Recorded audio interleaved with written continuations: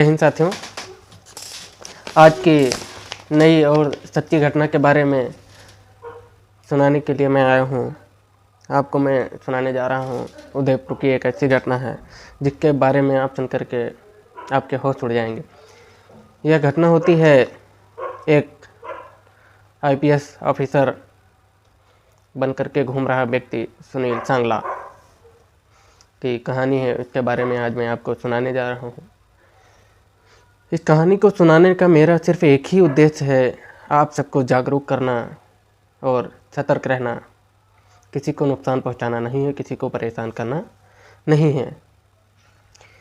मैं इस सच्ची घटना के बारे में आपको सुनाने जा रहा हूँ। यह सच्ची घटना है राजस्थान के उदयपुर, राजस्थान राज्य के उदयपुर की घटना है, जिसके बारे में मैं आज को आपको बताने जा रहा हूँ। उदयपुर में दरअसल एक सर्किट हाउस होता है।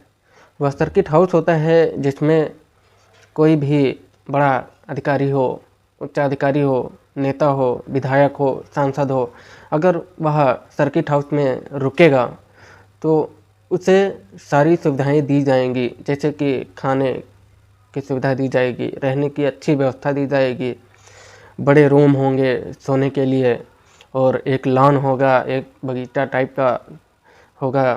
तो इस तरह से उसमें ये सारी सुविधाएं प्रदान की जाती हैं।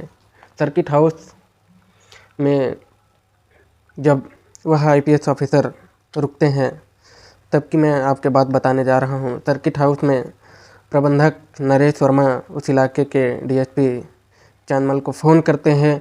कहते हैं साहब 23 जनवरी 2024 की रात को उनके यहाँ फ़िलहाल कमरा नंबर 211 में एक सीबीआई ऑफिसर, उनके साथ 3 दोस्त भी आकर ठहरे हुए हैं। तो डीएसपी होते हैं चांदमल, उन्होंने कहा कि ठीक है, उन्हें रहने की व्यवस्था दी जाए और जैसा कि प्रोटोकॉल में होता है कि वो उनके रहने की और जो भी सुविधाएं हैं उन्हें पूर्ण कराएं। तो उस तरह से वो उनको बोलते हैं, जो प्रबंधक होते हैं नरेश वर्मा को जब बोलते हैं कि उनको इस तरह से खाना वगैरह खिला दो और सारी सुविधाएं प्रदान करो, कोई कमी ना आने पाए, अगर कोई दिक्कत होती है तो मुझे बताना, मैं आ जाऊंगा। फिर डीएसपी कहते हैं कि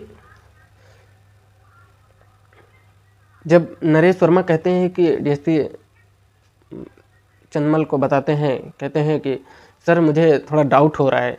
तो कहते हैं अगर डाउट हो रहा है तो ठीक है, उनके आईडी वगैरह और बाकी प्रूफ वगैरह डॉक्यूमेंट चेक कर लीजिए आप, उसके बाद उन्हें रुकने दीजिए। कहते हैं सर मैंने चेक किया है, तभी मैं आपको कुछ बता रहा हूँ, मुझे डाउट लग रहा है, डॉक्यूमेंट में कुछ डाउट लग रहा है। जब उन्हें इस बात के बारे में बताते हैं कि उन्हें डाउट लग रहा है, तब वह कहते हैं सर अच्छे से चेक कर लीजिए। जब डीएसपी साहब कहते हैं अच्छे से चेक कर लीजिए, जब यहाँ पे बात आती है तो वो कहते हैं इस व्यक्ति का नाम है सुनील सांगला, जो कोई ऑफिसर हैं, ये आईपीएस भी बता रहे हैं अपने आप को, जो 2020 बैच के 263 भी रैंक के अधिकारी बता रहे हैं अपने आप को। जब ऐसी सारी घटनाएं होती हैं वो बताते हैं तो वो कहते हैं नहीं मुझे डाउट है। फिर उसके बाद में जब आगे की घटना क्या है उसके आप सुनते रहिएगा, मैं आपको बता रहा हूँ। मैं आपको बता रहा हूँ 23 तारीख की रात शुरू हुई और ख़त्म हुई सुबह 24 तारीख का दिन निकल आता है। जब जैसे ही फ़ोन आता है पता चलता है कि वह तो फेक आईपीएस ऑफिसर थे। तो डीएसपी साहब वगैरह और एसपी उदयपुर को डायरेक्ट फ़ोन करके डीएसपी चांदमल ने बताया।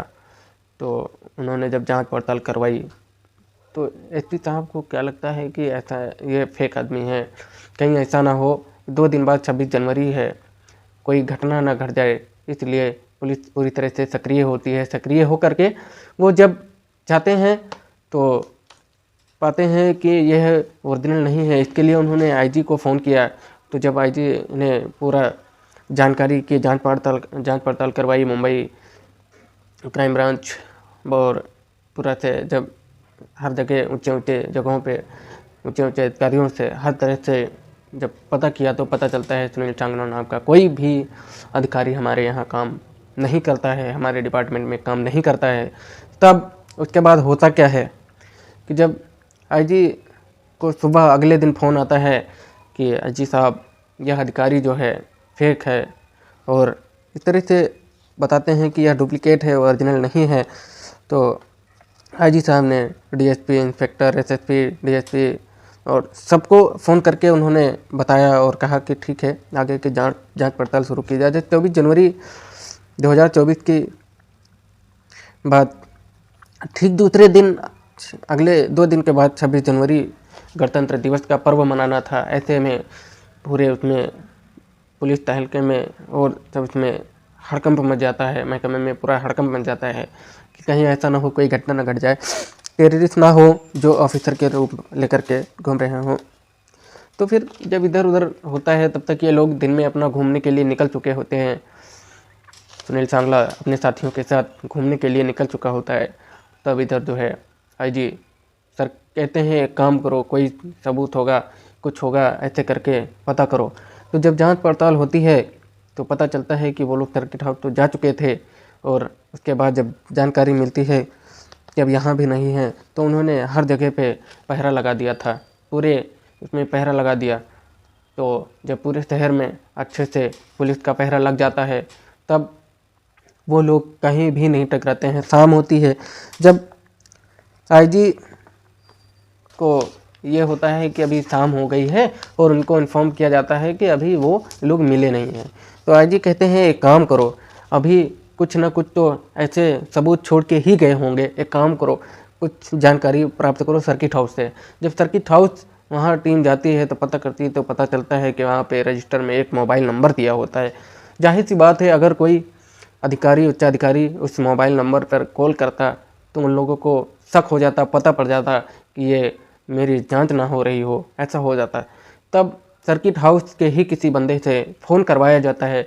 जब वह बंदा फ़ोन करता है, वह आदमी फ़ोन करता है, फ़ोन करके बात करता है, तब पता चलता है उनको, जब बातचीत करता है उनसे पूछता है कि साहब आप चले गए हैं या फिर अभी शहर में हैं। तो वो कहते हैं क्या बात है, क्यों ऐसा पूछ रहे हो। जब सुनील सांगला ऐसा पूछते हैं तो फिर वह व्यक्ति घुमा देता है, उनको बोलता है साहब मैं ऐसे ही पूछ रहा हूँ कि मैं शाम के खाने का इंतज़ाम कर सकूँ, आप शाम को आइएगा या नहीं आइएगा, आप शाम को ठहरिएगा। तो वो लोग वैसे भी एक दिन की सुविधा पा चुके थे, जिस तरह से सर्किट हाउस में सुविधा दी जाती है, इस सुविधा से वो भली भांति पूरी तरह से संतुष्ट थे। तो उन्होंने कहा, वो पहले बात को घुमाने लगते हैं, तब वह बंदा फिर से पूरी सुविधाओं के बारे में अच्छे से उनको याद दिलाता है कि इस तरह से अच्छी सुविधा मिलेंगी, बड़े रूम मिलेंगे, एसी मिलेगी, सब कुछ मिलेगा। तो ऐसी सारी बातें जब उनको बताता है तो वो कहते हैं ठीक है, काम करिए, मैं शाम को आऊँगा। तब जो वहाँ का प्रबंधक होता है, वह प्रबंधक पूरी व्यवस्थाएं करवाता है, और उसके बाद में जब शाम होती है, शाम होते होते तो वह आदमी आ जाता है। तब डीएसपी बगल के चौराहे पर ही होते हैं। तो उन्हें प्रबंधक ने सूचना दी, इन्फॉर्म किया कि वो सीबीआई ऑफिसर जो थे आपके, वो आ चुके हैं। जब पुलिस पूरी टीम 4 आदमी के साथ एसपी सहित आती है, खुद जांच के लिए आते हैं, तो बातचीत करते हैं। तो एसपी साहब ने जांच करने के लिए इंस्पेक्टर को बोला कि पहली चीज़ तो आप शांत रहिएगा और कोई बदतमीज़ी से बात नहीं करना है, कहीं ऐसा ना हो कि वो एसपी ही हो या फिर सीबीआई ऑफिसर ही ना हो। इस तरह से उनसे सलूक करना है, बर्ताव अच्छे से करना है, बदतमीज़ी से बात नहीं करनी है। उनको पूरी तरह से इंस्पेक्टर को समझाया जाता है। तो इंस्पेक्टर कहते हैं ठीक है सर, मैं ऐसे बात करूँगा, उन्हें कोई वो नहीं लगेगा। तो ठीक है, एसपी साहब जब साथ में जाते हैं, वहाँ पे बातचीत होती है। बातचीत होने से पहले जब एसपी साहब पहुँचते हैं तो अपने उल्टे हाथ से सैल्यूट मारते हैं। वह सिर्फ यह जानने के लिए कि अगर यह बंदा, यह सीबीआई ऑफिसर अगर सच होगा तो उल्टे हाथ सैल्यूट नहीं लेता है, नहीं लेगा। तब वह जो उस सैल्यूट को ले लेते हैं तो वह अंदर ही अंदर एसपी मुस्कुरा देते हैं। उनके मन में इस तरह से पूरी संतुष्टि हो जाती है कि यह व्यक्ति फेक है और डुप्लीकेट है। इस तरह से जब उनसे बातचीत करना शुरू करते हैं, उस बातचीत में सीबीआई ऑफिसर से पूछते हैं तो वह बताते हैं, उनसे पूछा जाता है कि तुम्हारा बैच कौन सा है। तो वह बताते हैं कि साल 2020 में मैंने यूपीएससी क्लियर किया था, 263वीं रैंक मेरी थी, मुझे IPS का कैडर मिला था। यानी हालांकि मैंने राजस्थान पुलिस में भी जॉब की है 2-3 महीने के आसपास। साथ ही मैंने इनकम टैक्स के क्लर्क में भी नौकरी की थी 2019 में। बड़ी मेहनत के बाद मुझे यह नौकरी मिली है। जब बारी आती है बेस की, जब बेस के बारे में वह बातचीत करते हैं, पूछते हैं कि तुम्हारा बेस क्या है, तो वह बताते हैं कि मेरा बेस 200 RR है। ऐसा वो बोल देते हैं 200 RR, तो वो अचंभित हो जाते हैं कि अभी हमारे देश में तो 75 RR ही चल रहा है, अभी ये 125 साल आगे का बेस बता रहे हैं। इस तरह से ये पूरी तरह से 100-125 साल की आगे की कहानी पूरी तरह से गढ़ चुके हैं। तो दरअसल यह व्यक्ति जो होता है, रहने वाला होता है कोटपुतली, एक बहरोड ज़िला है जिसका बानसूर इलाका है। बानसूर इलाके में एक गांव है हमीरपुर, वहां के रहने वाले होते हैं सुनील कुमार सांगला, जो खुद को IPS ऑफिसर बता रहे थे। साल 2020 के बैच के होते हैं और इनके साथ के जो साथी होते हैं वह होते हैं इंदिरा सैनी, अमित चौहान, सत्यनारायण। इनमें से एक इनका साला भी होता है, बाकी इनके दो दोस्त होते हैं। और इस तरह से यह लोग पूरा दिन सर्किट में रात में रुकते थे और पूरा दिन घूम करके शाम को फिर आ गए। शाम को जब आ गए तो फिर पकड़े जाते हैं। जब यह पकड़े जाते हैं तब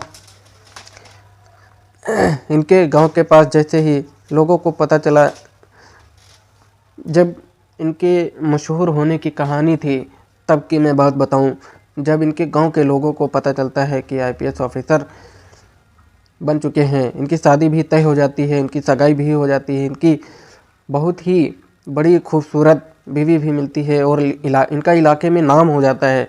जब यह बात अप्रैल 2022 के उन्होंने फेसबुक पर पोस्ट बनाया और उसमें डाला हुआ था हरियाणा के मुख्यमंत्री मनोहर लाल खट्टर और राजस्थान के पूर्व मुख्यमंत्री अशोक गहलोत, इन दोनों लोगों के लेटर हेड पर लिखा हुआ है। बाकायदा सुनील सांगला को बधाई दी जाती है, हम आपकी जो पोस्टिंग हुई है इसके लिए आपको बधाई देते हैं। ऐसे में जो भी फेसबुक पर इन्होंने पोस्ट किया तो वह पोस्ट वायरल हो जाती है। अब गांव के लोगों को जब पता चलता है, जैसे ही गांव के लोगों में पता चला तो गांव के लोग चौपाल पर हजारों की संख्या में इकट्ठे हो गए। और धोबी ब्रदर थे, ये बिलोंग करते थे, इसलिए गांव में पटाखे फोड़े गए और इनका भव्य स्वागत किया गया, इनको गुलाल लगाया गया, पूरी तरह से इनको सम्मानित किया गया। यही नहीं, ये स्थानीय चौकी इंचार्ज और पुलिस वालों को भी सम्मानित किया करते थे। ऐसे ही धीरे धीरे सिलसिला चलता रहा। जब पता चलता है कि जब इनका बीच में इधर उधर घूमना होता था तो इस तरह से जब इन्हें पूरी तरह से आगे की जांच की गई तब पता चलता है कि इनके पास जो वर्दी थी वह भी अमेजोन से मंगाई गई थी। ऑनलाइन वर्दी मंगाई थी, ऑनलाइन बैज मंगाए थे, ऑनलाइन कैप मंगाई थी। यही नहीं, रोब ये हर तरह से अपना रोब गालिब किया करते थे। फेसबुक पर उन्होंने अपनी ID बनाई हुई थी, सुनील कुमार IPS लिखा था। पता चलता है कि कई बड़े नेताओं के साथ, अधिकारियों के साथ, लोगों के साथ इनकी पहचान बनाने के लिए बंदे ने बहुत सारी फ़ोटो डाली हुई थी। यदि 26 जनवरी गणतंत्र दिवस के प्रोग्राम ना होता तो शायद ही पुलिस सक्रिय होती। जब इतनी पुलिस सक्रिय नहीं होती तब इन्हें कहाँ ढूंढ पाती। और यह भी करीब 2 से ढाई साल से ऐसे ही चल रहे थे।